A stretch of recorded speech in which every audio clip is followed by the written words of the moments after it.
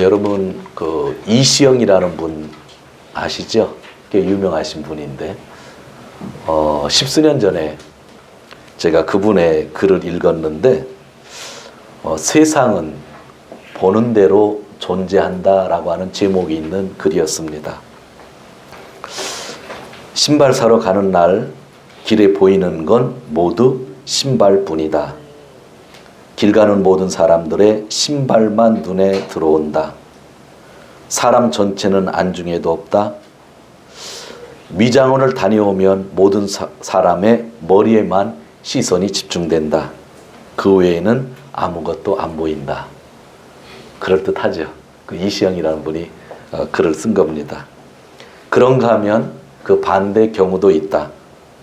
근처 도장방이 어디냐고 물어오면 나는 갑자기 멍해진다. 어디서 본 듯도 한데 도무지 생각이 나질 않는다. 바로 회사 앞에 있는 그 도장방을 아침 저녁 지나다니면서도 도대체 기억 속에는 남아있질 않는 것이다. 마치 그 집은 이 세상에 존재하지 않는 거나 다름없다. 그리고 중요한 이야기를 하는데 세상은 우리가 보는 것만 보인다. 여러분 그렇지 않은가요? 그렇잖아요. 세상은 내가 느끼는 것만이 보이고 또 보이는 것만이 존재한다. 우린 너무나 많은 것들을 그냥 지나치고 있다. 느끼질 못하고 보지 못하기 때문이다.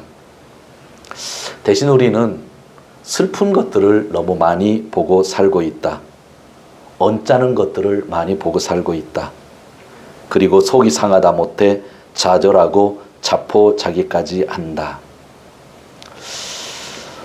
비었다고 울든지 찼다고 웃든지 그건 자신의 자유여 책임이다. 다만 세상은 내가 보는 것만이 존재하고 또 보는 대로 있다는 사실만은 명심해야겠다. 그리고 뒷부분에 이렇게 쓰고 있습니다. 내가 보고 싶은 대로 존재하는 세상이 그래서 좋다. 비바람치는 캄캄한 날에도 저 시커먼 먹구름을 꿰뚫어 볼 수 있는 여유가 있다고 한다면 그 위에 찬란한 태양이 보일 것이다. 세상은 보는 대로 있다. 어떻게 보느냐? 자신의 책임이다. 배명덕이라고 하는 목사가 열심히 설교를 준비하는데 제가 준비하는 설교 한 편보다 아주 멋진 글이 그 이시영이라는 분이 이렇게 쓰셨던 것 같습니다. 사람의 참 좋은 점들을 보고 살았으면 참 좋겠다라고 하는 생각을 해 보았습니다.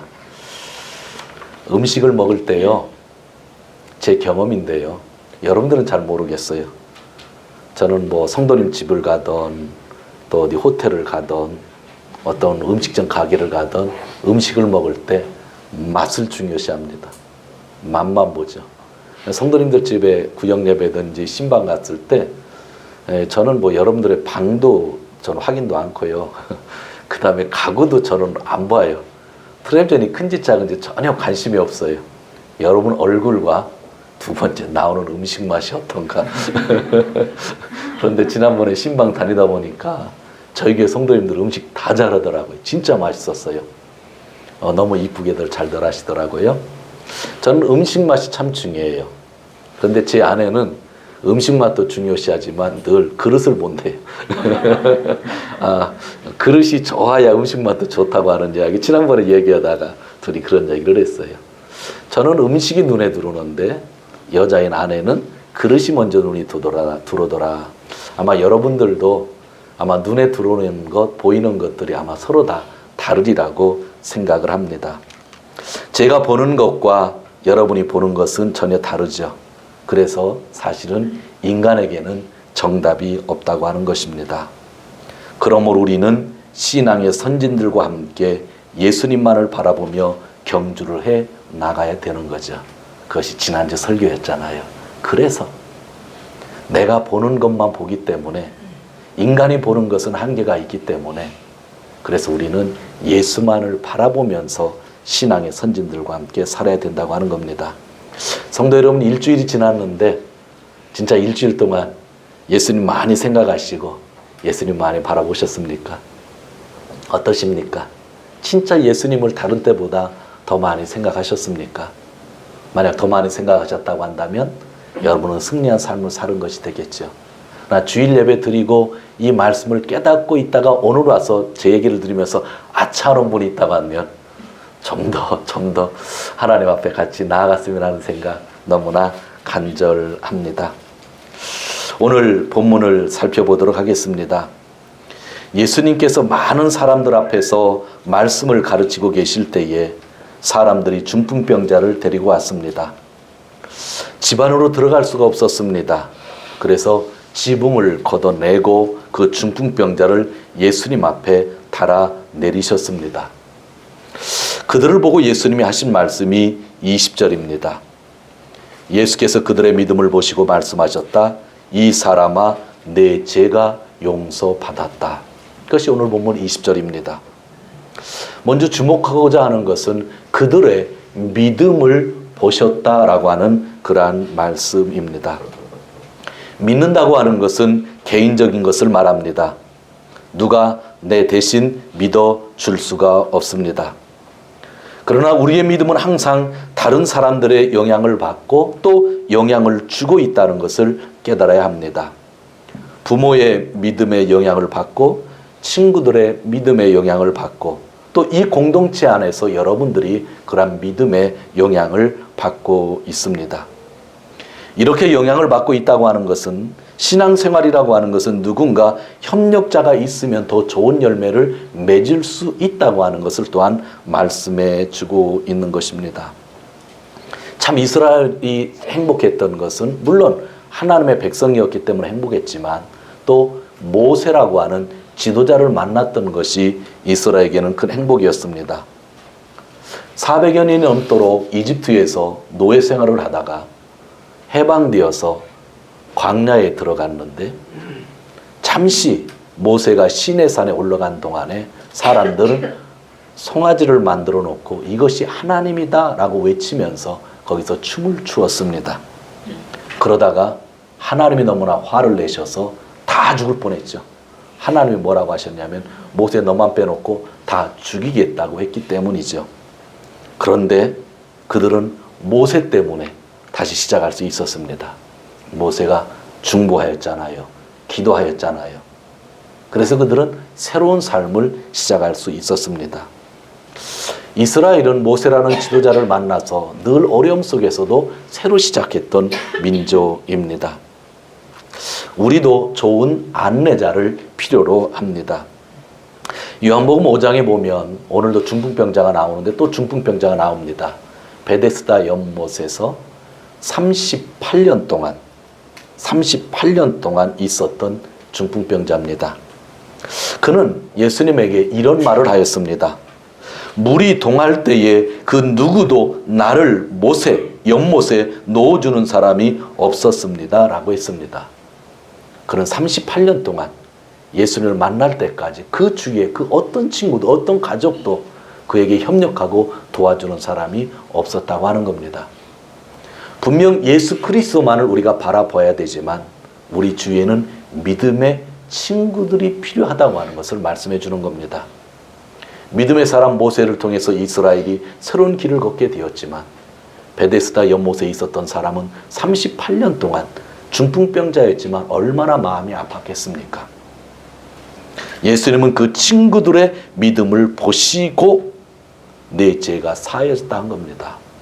중풍병자는 혼자 올 수가 없으니까 친구들이 침대에다가 중풍병자를 놓고 못돼도 한 4명 정도는 될 거 아니에요. 기죠? 서너 명이 같이 데리고 와서 지붕 뜯고 내려왔는데 그 중풍병자를 보고 병을 고쳐주신 것이 아니라 메고 온 사람들을 보고 지붕을 뜯은 사람들을 보고 내 믿음을 보고 그들의 믿음을 보고 병자에게 내 죄가 사해졌다 이야기하는 것이죠. 사랑하는 성도 여러분, 우리가 좋은 친구를 만나면은요 하나님의 은혜를 더 많이 경험할 수 있는 겁니다. 제가 늘 바라는 것은요 믿음의 좋은 친구들을 주위에 많이 두시라는 것입니다. 여러분의 신앙을 도울 수 있는 자, 기도해 줄 수 있는 자를 친구로 두어야만 합니다. 그리고 나도 믿음의 좋은 친구가 되어야만 합니다. 제가 한 가지 질문하겠습니다. 여러분이 진짜 믿음의 좋은 친구가 없는지 제가 확인해 볼 수 있는 방법이 있습니다. 여러분 살다가 여러분 어려움을 경험했을 때, 혹시 죄송하지만 내가 교통사고를 당해서 병원에 입원했을 때에 제일 먼저 떠오르는 사람이 있어서 전화를 하는데 나를 위해 기도를 해줘. 내 자녀가 지금 입학시험을 치르고 있는데 기도해줘 하고 전화 걸 수 있는 사람이 이 공동체 안에서 몇 분이 되십니까? 그런 문제가 있을 때에, 나의 기도 제목을 있을 때에 기도를 해줘라고 전하는 사람이 있다고 하면 그분은 행복한 사람입니다. 그런데 그런 사람이 없다고 하면 어떤 의미로 보면 조금 쓸쓸하잖아요. 여러분들이 그럴 때마다 목사에게 전화를 주셔서 기도해 주세요 할 수 있다면 믿음의 용기이겠죠. 여러분이 어려운데 이거는 목사님에게 알리긴 싫은데 그래도 누구의 도움은 필요한데 했을 때 생각나서 그분에게 기도해 줘 한다고 하면 그분은 믿음의 친구이죠. 근데 여러분 그런 경우 있죠. 놀 때는 실컷 놀고 커피 마실 땐 실컷 마시지만 기도해 달라고 하는 부탁을 못하는 사람들이 있죠. 그렇지 않으세요? 커피 실컷 마시지만 기도도 부탁할 수 있다고 하면 그분은 좋은 협력자이죠. 나가서 골프는 치고 열심히 놀긴 노는데 어려울 때 기도해 달라고 하는 부탁을 그분에게 할 수 없다고 한다면 사실 그분은 좋은 친구라고 볼 수는 없겠죠. 오늘 예수님이 말씀하시는 것, 좋은 친구를, 협력자를 여러분 옆에 꼭 두라고 하는 겁니다. 좋은 믿음을 가지고 있는 사람이 있으면 우리도 같이 축복을 받는 겁니다. 중풍병자는요, 좋은 친구가 있었던 거예요. 그래서 지금 죄가 용서 안 받고 병이 낫는다고 하는 거죠. 내 스스로가, 여러분 스스로가 좋은 친구가 되어 죽어야 하고 또 우리 주위에 좋은 친구가 많았으면 하는 생각 너무나 간절합니다. 그러면서 예수님이 20절 하반절에서 이 사람아 내가 죄를 용서받았다 하셨습니다. 이 말은 되게 충격적이었습니다. 이 말씀에 대해서 거기 있었던 사람들은 웅성웅성 되기를 시작합니다. 이해가 안 된다. 이건 말이 안 된다. 그런 얘기를 합니다. 왜 말이 안 되냐면 하나님만이 용서할 수 있기 때문에 그러는 거죠. 그래서 21절에 율법학자들과 바리새인들이 말하기를 하나님을 모독하는 말을 하다니 이 사람은 누구인가? 하나님 한 분밖에 누가 죄를 용서할 수 있는가? 하면서 의아하게 생각이 시작하였다고 기록하고 있습니다. 하나님 한 분 외에는 죄를 용서할 수가 없는데 이 예수가 죄를 용서한다고 하니 도무지 이해가 안 된다.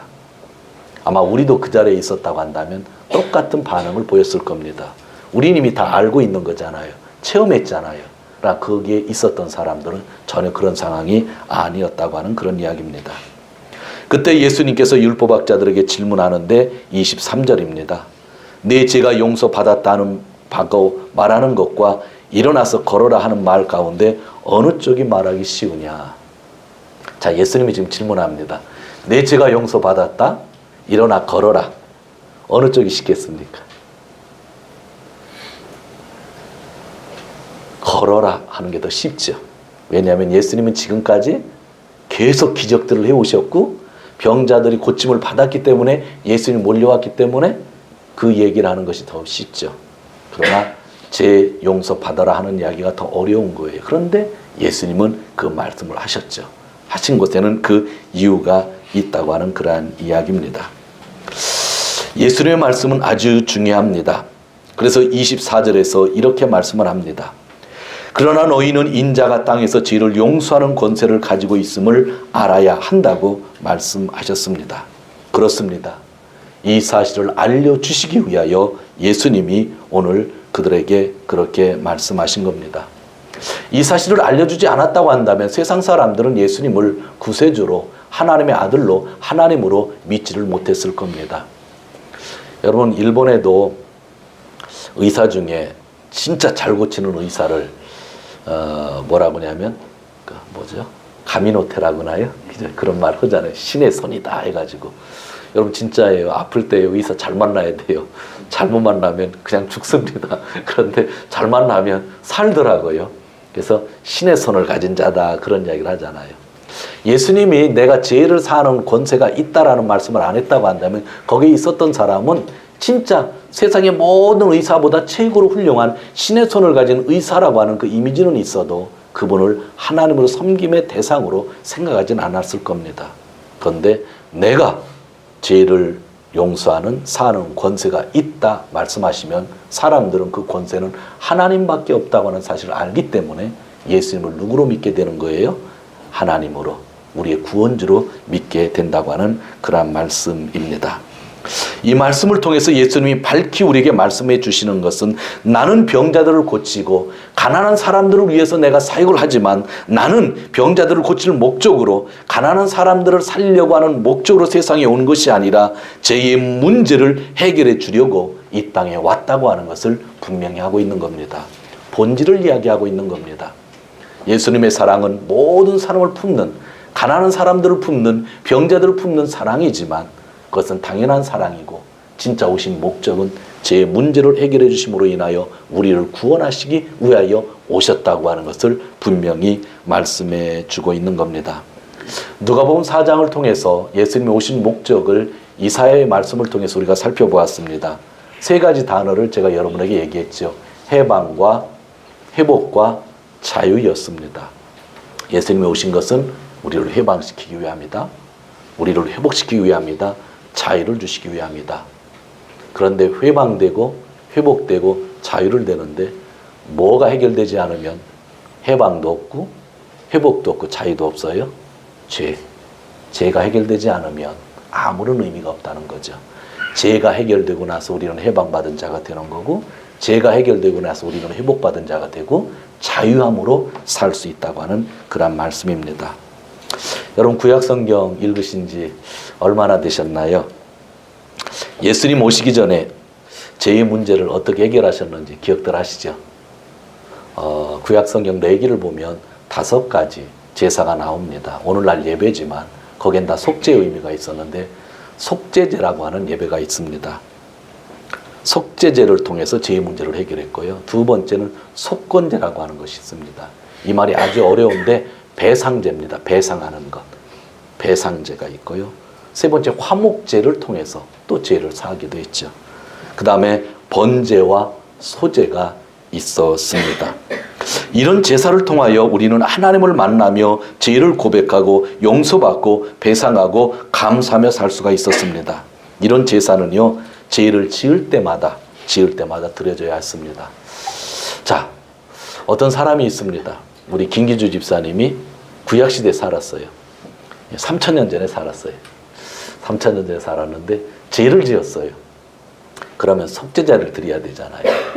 또 어느 때는 또 번제를 또 드려야 되잖아요. 번제를 드리려고 양을 한 마리 끌고 아니야 부자니까 소를 한 마리 끌고 왔습니다.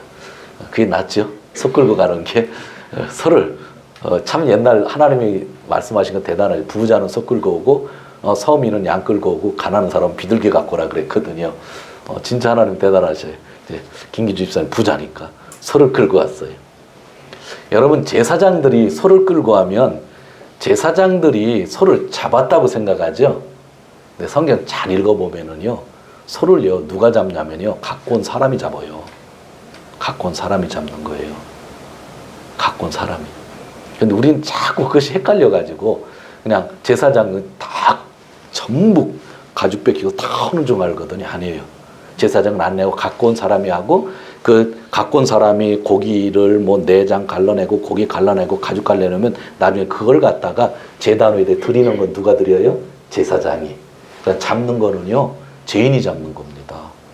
그 정도로 예배라고 하는 거는요 몸으로 드리는 거고요. 그 정도 죄라고 고백하는 거는 자기가 진짜 행동을 해야 된다는 것을 밝혀주는 거예요. 많은 성도님들이 다 제사장들이 잡는 줄 알고 있어요. 아니에요. 오늘 레위기 가서 다시 읽어보세요. 꼭 가져온 분이 잡고 그 제단 위에다 놓는 것을 피를 뿌리는 것을 누가 한다? 제사장이 하는 것입니다. 그렇게 해야만 용서가 되었어요. 죄를 칠 때마다 양 끌고 오고 염소 끌고 오고 소 끌고 와야 됐어요. 그런데 오늘 성경은 그 모든 것을 누가 할 수 있다고 하는 거예요? 예수 그리스도가. 죄송하지만 오늘 성경을 한 구절 찾아보도록 하겠습니다. 히브리서 10장입니다. 히브리서 10장. 그대로 놔두시고 성경 뒷부분에 있죠. 히브리서 10장 12절입니다. 같이 읽습니다. 오직 그리스도는 죄를 위하여 한 영원한 제사를 드리시고 하나님 우편에 앉으셨다. 아멘. 그리스도께서는 죄를 사하시려고 단 한 번의 영원히 유효한 제사를 드렸다. 그런 뜻입니다.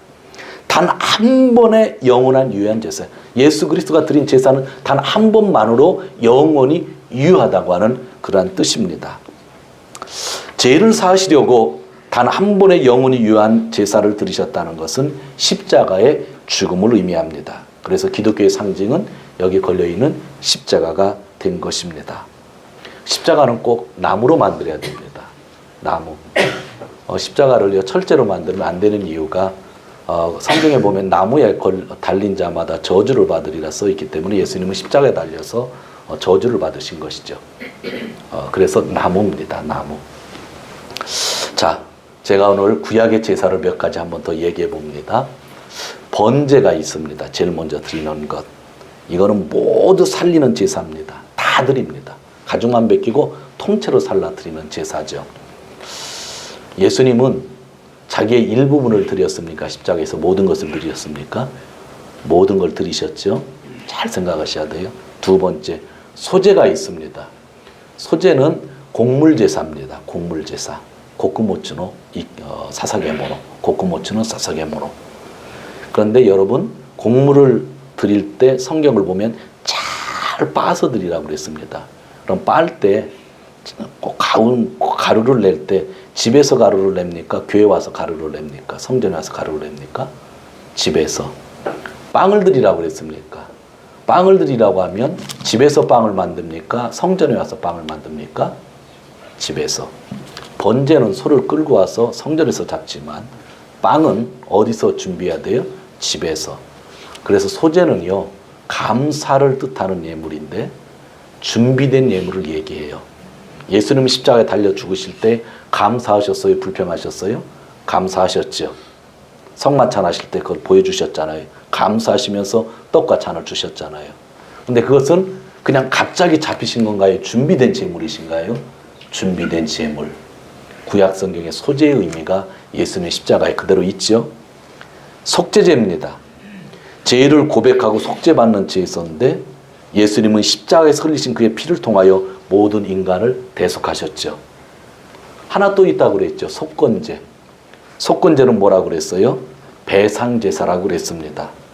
죄의 값을 치르는데 예수님이 죽으신 것은 자기의 죄 때문에 죽으셨나요? 우리의 죄 때문에 죽으셨나요? 우리의 죄. 배상하기 위해요. 예수님 마지막에 다 이루었다라고 하는 말이 헬라어로 테텔라스타이입니다. 테텔라스타이는 원래 시장에서 쓰는 용어입니다. 다 지불했다는 뜻입니다. 예수님 숨을 거두실 때에 다 이루었다고 지금 한국 성경말로 번역되어 있는데 원래는 다 지불했다라고 하는 뜻입니다. 뭐를? 우리 인간의 모든 죄에 배상할 것을 예수님이 다 지불했다고 하셨죠. 화목제는 뭡니까? 하나님과 인간 사이의 화목, 우리와 우리 사이의 화목인데 예수님의 죽음은 인간과 하나님을 화해시키고 인간과 인간이 참된 교제를 나누게 하셨잖아요.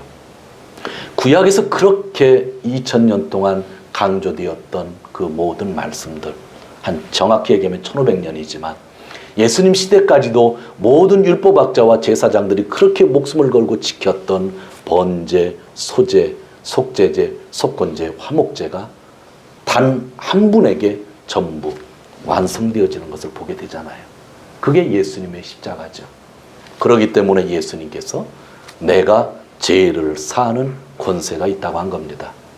우린 보통 말을 합니다. 그리고 말로서 때우려고 합니다. 근데 예수님은 말로서 때우지 않고 그것이 실제라고 하는 것을 보여주시 하여 본인이 십자가에서 달려 죽으셨죠. 그래서 이 세상에서 죄를 사하는 권세는 예수님 외에는 없다는 겁니다. 그래서 그분이 길이고 진리고 생명이라는 겁니다. 우리가 신사에도 가보고 절에도 가보지만 거기 그 어느 누가 내 죄가 사해졌다고 얘기하는 사람이 어디 있습니까? 그런데 예수님만 우리에게 내 죄가 사해졌다고 말씀하시는 것입니다. 사랑하는 성도 여러분, 예수님은 십자가에서 자기 몸을 제물로 드리셨습니다. 우리의 죄를 짊어지신 것입니다. 그래서 예수님은 죄를 사는 권세가 있다고 하신 것입니다. 말로만 하신 것이 아니라 몸으로 생명으로 해결해 주셨습니다. 오늘 예수님은 병자만 고쳐주셔도 되는데 아들아 너의 죄가 사해졌다 이렇게 말씀하셨습니다. 바로 본인이 하나님이라고 하는 것, 구세주라고 하는 것을 밝히고 있습니다. 사랑하는 성도 여러분, 우리 인간에게 있어서 가장 큰 문제는 죄의 문제입니다. 그런데 이 죄를 용서하시는 권위가 예수님에게 있습니다. 그것은 그의 십자가를 통해 친히 희생제물이 되셔서 우리에게 보여주셨기 때문입니다. 그 하나님은 예수 그리스도를 살리셔서 그 죄의 문제가 해결됐다고 우리에게 선언해 주셨습니다. 그날이 부활의 날이고 오늘이 바로 부활의 날을 기념해서 드리는 예배드리고 2주에는 부활절 예배를 드리게 됩니다. 이런 것들을 마음에 담을 때에 우리가 일주일 동안 새벽에 나와 기도할 수 있는 거고 또 이런 것을 마음에 담을 때에 부활절 예배를 기쁨으로 드릴 수 있는 것입니다. 마지막입니다. 누가복음으로 다시 돌아가서 5장 24절에서 26절을 같이 읽도록 하겠습니다. 24절에서 26절 같이 읽도록 합니다. 시작.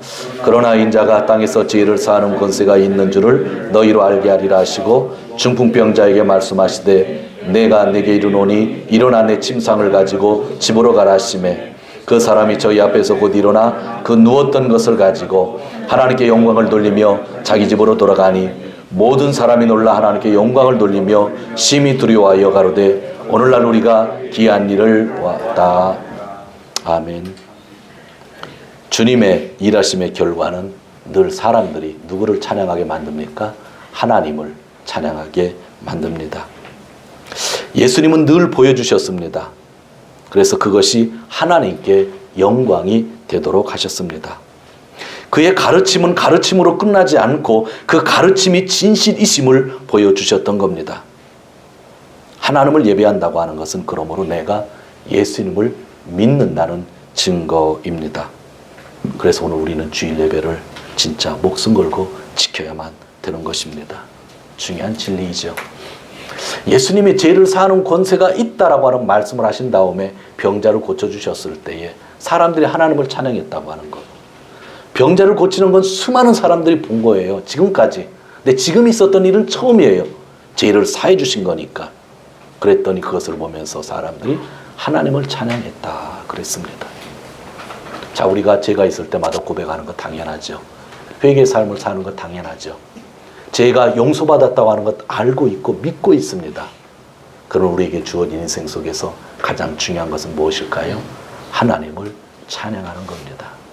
여러분들이 지금 이 자리에 앉아있는 이 시간이 일주일의 시간 속에서 가장 중요한 시간이죠. 내가 죄 용서받았다고 하는 것을 믿는 사람들은 이렇게 예배를 드릴 수가 있습니다. 그러나 내 죄가 용서받지 않았다.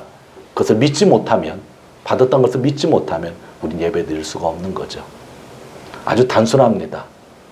우리가 교회 다니는 저 사람이 예수를 믿는지 안 믿는지 어떻게 보면 알 수 있을까요?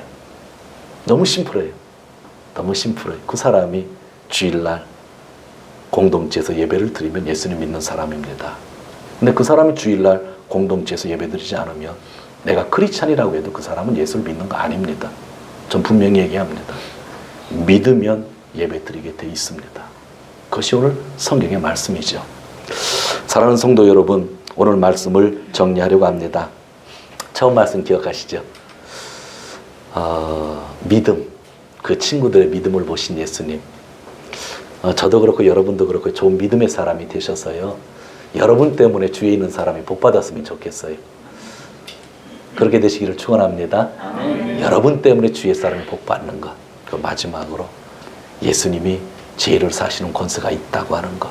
이미 알고 믿었지만 그러기 때문에 더욱더 주님을 찬양해야 된다고 하는 것.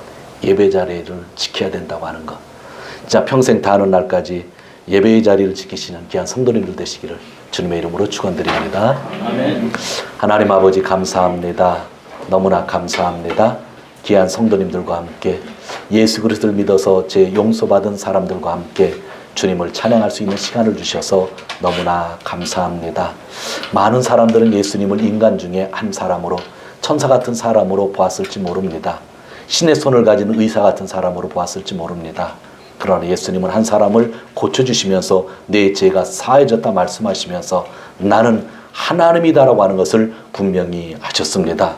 우리도 그 거룩하신 하나님 예수 그리스도를 믿으면서 오늘 이렇게 예배드리는 삶이 얼마나 중요한지를 다시 한번 깨달으면서 세상 속으로 나아갈 수만 있도록 축복하여 주시옵소서. 감사합니다. 예수님의 이름으로 기도하옵나이다. 아멘.